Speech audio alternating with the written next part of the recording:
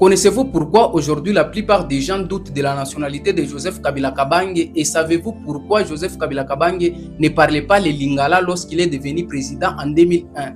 Laissez-moi quelques minutes et je vous explique son histoire. Les origines de Joseph Kabila Kabange, y compris sa filiation, son lié et sa date de naissance, font l'objet d'une controverse persistante. Les rumeurs et les nombreux soupçons demeurent autour de ses origines. Cependant, il est établi que Joseph Kabila Kabange est né le 4 juin 1971 à Ewabora, dans le territoire de Fizi, province du Sud Kivu, en République démocratique du Congo, entre les villages de Kimbili et Kilembwe. Sa mère, Sifamanya, était l'une des épouses de Laurent Désiré Kabila et originaire de la province d'Imanyema. Certaines personnes ont affirmé qu'elle était une Tutsi venue du Rwanda. De nombreux détracteurs de Joseph Kabila Kabange ont soutenu qu'il était un étranger. Une accusation qui l'a suivi pendant des années. Et même le chef de l'opposition l'a également accusé de ne pas être le fils légitime de Laurent Désiré. Dans les années 70, Laurent Désiré Kabila déplace sa famille en Tanzanie après avoir mené des mouvements rebelles contre le régime de Mobutu Sese Seko. Il a vécu en exil entre Ouganda et Tanzanie pour éviter les services de sécurité de Mobutu Sese Seko sous le nom de Christophe Kanabi. Joseph Kabila Kabange a fait ses études primaires et secondaires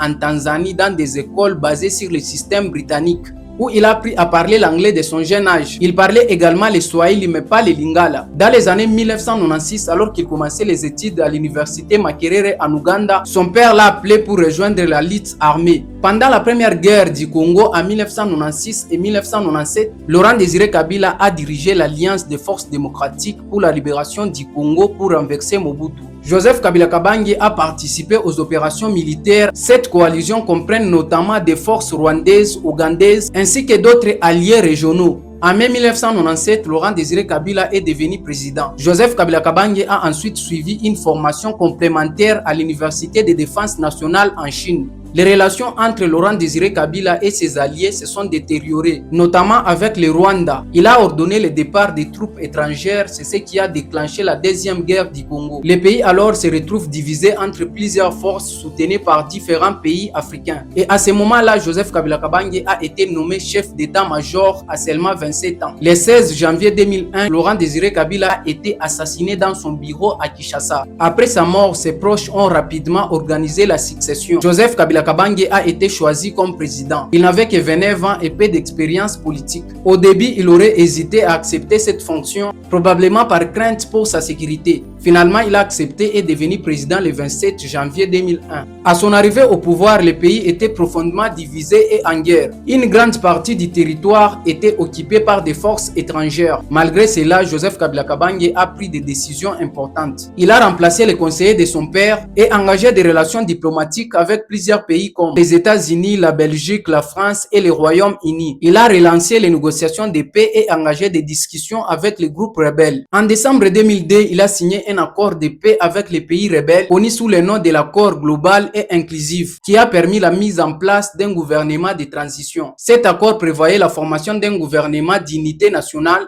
et l'organisation d'élections démocratiques.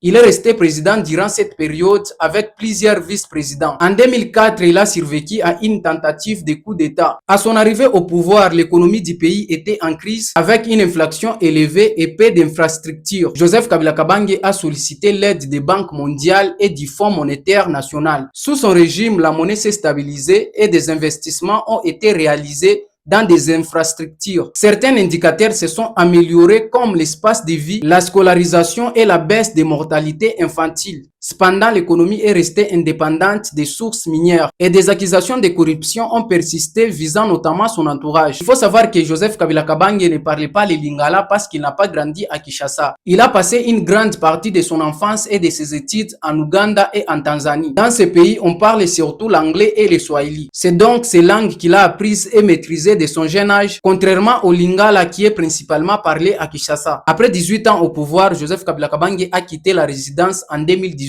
Aujourd'hui, il est considéré comme sénateur en vie. Voilà son histoire, Chocho.